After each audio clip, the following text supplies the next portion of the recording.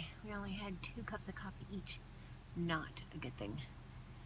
No, we operate on definitely more than just 2 cups of coffee. Let's see if we can get this going. Tonight we might be roughing it a little. We are in Bighorn, Wyoming. Found a magnificent spot. Parked the RV top of a mountain. Just don't have any power or water, but that is not gonna stop us from having coffee. Coffee is the elixir of life.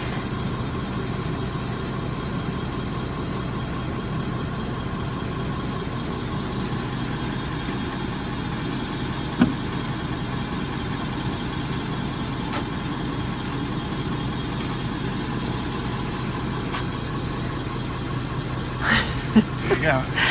Keurig in the truck. Oh yeah. Let's see. Turn it on. Uh-huh.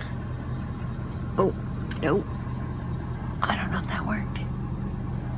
Oh no. Oh no. We must have coffee. So, plugging into the truck didn't work, but we must Pour over. Must have our coffee. So, where'd you get your coffee from? I opened up a Keurig pod, and now I'm doing a pour over. Excellent. If that fails, we have this from our MREs. Last resort. I don't know how full it is. It looks good.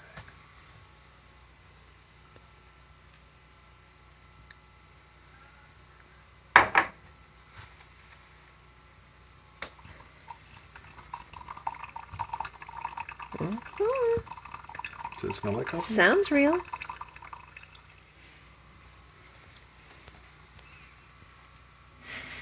You know what's gonna happen to it. Wait for it. Almost got it.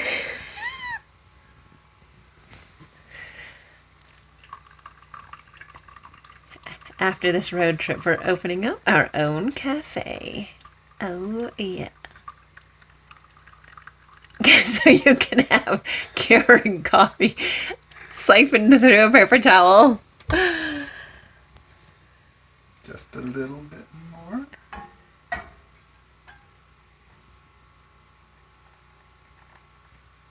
Better leave the rest of the water for you, or you're not gonna have enough. I can do more. Nope.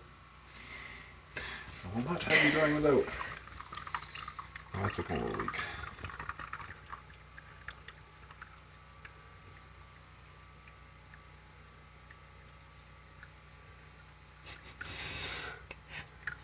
Notice the gentle sifting of the grounds. Alright, that's it. Now, we're just gonna taste it. Moment of truth. Will he be a happy man? Oh, I can't rinse my hands because of the other fail. Did you tell them about our other fail? No, not yet. I didn't think they needed to know. Right. Let's not tell them until we get it working. Okay. Yes. How somehow. First, 100 gallons we of need water. to have a success right now.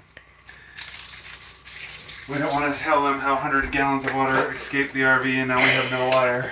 No way to flush the toilet. No toilet in sight. No brushing of the water. teeth. No. Makes me sad.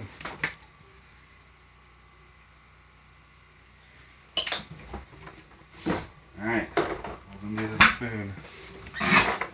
We have a plastic spoon. Plastic fork. How about a fork? Oh yeah.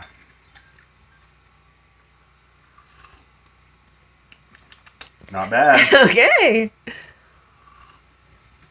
A little tiny bit weak, but not bad. All right. Yay.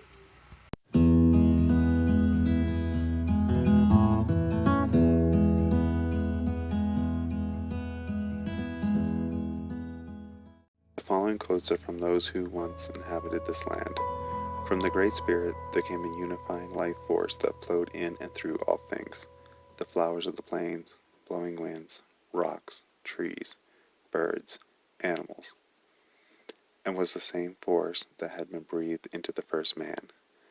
Thus all things were kindred, and were brought together by the same great mystery. The animals had rights, the rights of man protection, the right to live, the right to multiply, the right to freedom, and the right to man's indebtedness. And in recognition of these rights, the Lakota never enslaved an animal, and spared all life that was not needed for food and clothes. The Lakota could despise no creature, for all were of one blood, made by the same hand, and filled with the essence of the great mystery. In spirit, the Lakota were humble and meek. Blessed are the meek, for they shall inherit the earth. This was true for the Lakota, and from the earth they inherited secrets long since forgotten. Their religion was sane, natural, and human. Chief Luther Standing Bear. From the time before time, when the land was clean, when the spirit of the white man had not entered this place, back when the buffalo roamed free, and the land stood free from fences, from telephone lines, from railroads. In that time stood the spirit of the land, a land that was wild and balanced, a land where only time and space existed. On that land existed a people who lived in harmony with this land. They had their own ways, and the spirit of the land was with them. These days are gone, but not forgotten. For in the holy and sacred places, this land holds on to the artifacts of the people who once called this place home. The Bighorn Medicine Wheel, standing proud at over 9,000 feet above sea level, to this day holds the prayers of those who traveled there. The heart of the people who once inhabited this land lingers. If you quiet your soul, you can feel it. You can hear the faint sounds of their chants throughout the land. And this land misses them. She misses their gratitude and how they handled her so gently. So much has been lost of this great land. So much of the wildlife has disappeared. So much of the spirit of this land has been stifled by the crushing blow of industrialization. But if, when you are alone in the majesty of these sacred places, and place yourself outside of the life you have created, when you place yourself back into the natural state of nature, and allow yourself to become connected with her once more, take off your shoes and stand on her ground. Run your fingers through her grassy hair, and remember that you are a child of the earth. Then you will realize that if her heart stops beating, so will yours. If her life force is extinguished, so will yours. You will hear her plead with you to live in balance with all that surrounds you, for all is connected. It is through this connection that our souls are tied to this place. We cannot go back to how things were, but we can ensure that these sacred places remain, that these sites remain open for all to experience. The circles of life continue, but the soul of this land will always cry to be free.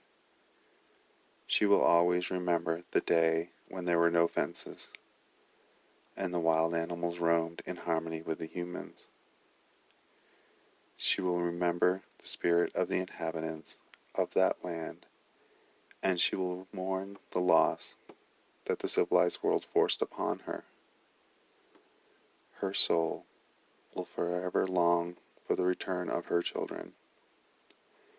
If you are still, you will feel her sorrow. Connect with it. Grieve with her for her loss, that she may forgive what has transgressed.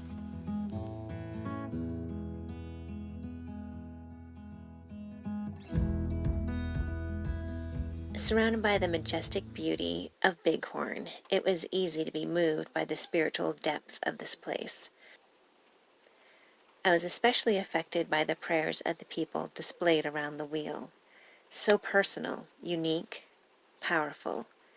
I was what our prayers look like to God. At a specific spot around the wheel, I was compelled to stop.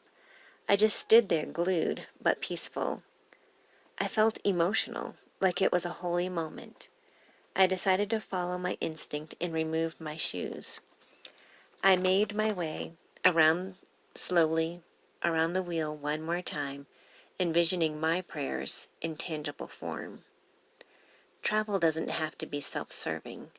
It can be about seeing the world through kinder eyes.